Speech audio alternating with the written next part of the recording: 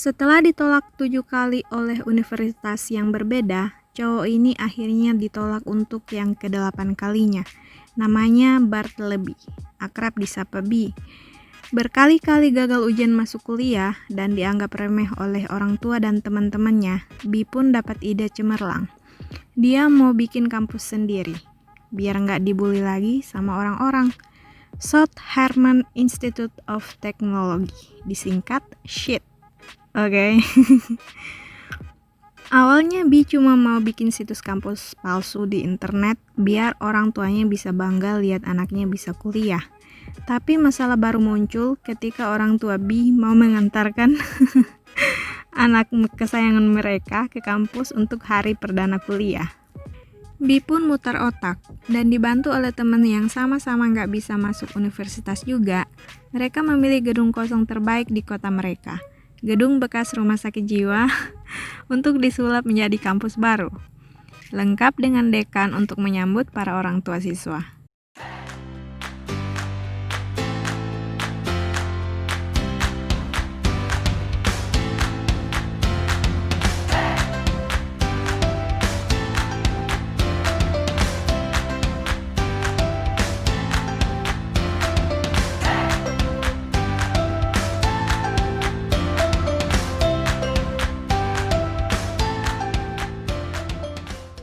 Kuliah perdana ala pro player nih kayaknya.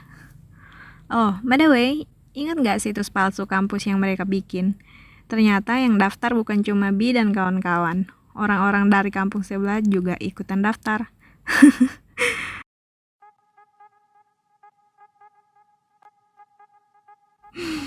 Yep, shit just got real. Literally.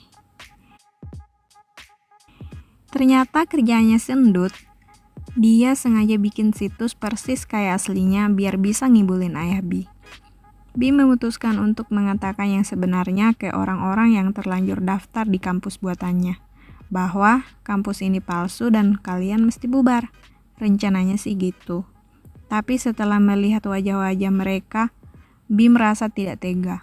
Wajah yang ditolak sana-sini, dia tidak mau menolak orang-orang ini. Karena B melihat dirinya di dalam orang-orang ini, mereka semua sebenarnya bernasib sama seperti dia dan teman-temannya. Ditolak sana-sini, dan itu sakit loh.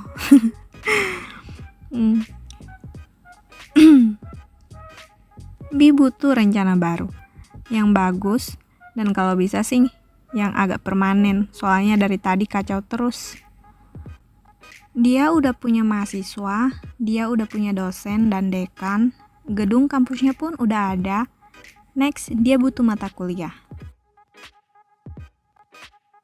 B melakukan riset di kampus lain. Dia menghadiri tiap-tiap kelas. Dia merasakan kalau kuliah itu ternyata bisa membosankan dan penuh stres. B mau hal baru, mata kuliah baru, kuliah yang benar-benar diminati mahasiswanya, yang bikin mereka rileks dan semangat untuk belajar. Kuliah yang sesuai dengan bakat mereka, kuliah yang kadang-kadang gak ngelakuin apa-apa.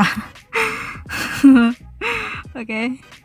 Oh, ada juga kelas favorit kalian nih, kelas perf. Oke.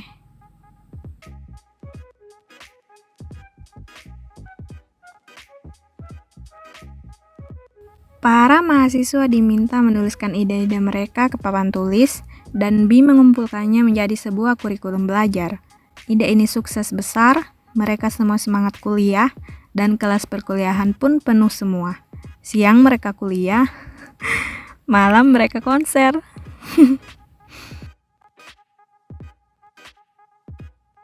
Semua orang bersenang-senang kecuali si Endut, yang dihajar sama mahasiswa kampus sebelah, yang iri dan mau menggusur SHIT untuk dijadikan taman kampus mereka.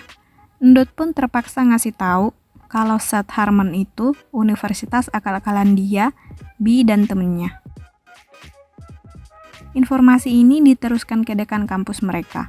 Dekan kampus sebelah pun menghubungi orang-orang tua mahasiswa dan memberitahukan bahwa SHIT adalah kampus palsu dan bukan bagian dari kampus mereka.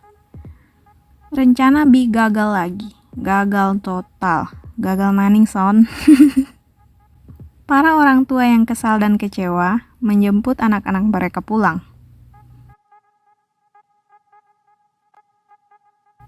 Untungnya, Schroeder, Sindut, punya ide cemerlang. Dia mengirim surat ke Institut Akreditasi agar kampus mereka diikutkan dalam uji kelayakan menjadi institusi pendidikan. Mereka punya kampus, kurikulum, dan dekan. Untuk menjadi universitas formal, mereka butuh akreditasi. Bi dan kawan-kawan tidak sendiri. Mereka dapat dukungan dari para mahasiswa dan beberapa orang tua murid. Ketika ditanya siapa dosennya, Bi dan seluruh mahasiswa berdiri. Mereka ditertawai. Sekilas info, film ini dirilis tahun 2006 dan Kampus Indo pada hari ini menggunakan kurikulum SCL, Student Central Learning, di mana mahasiswa sebagai pusat pembelajaran dan dosen sebagai fasilitator saja. Mirip ya kayak ide Bi. Bi terlibat adu mulut dengan dekan kampus sebelah tentang dasar pendidikan. Bi menekankan bahwa universitas formal cenderung mematikan hasrat dan kreativitas belajar. Oh, dan mematikan pemikiran kritis. Hidup mahasiswa!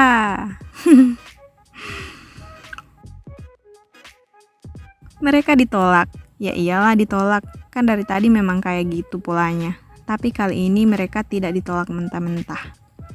Mereka diberi waktu 1 tahun, masa percobaan untuk melengkapi kekurangan kampusnya, agar bisa sesuai standar institusi pendidikan alias terakreditasi.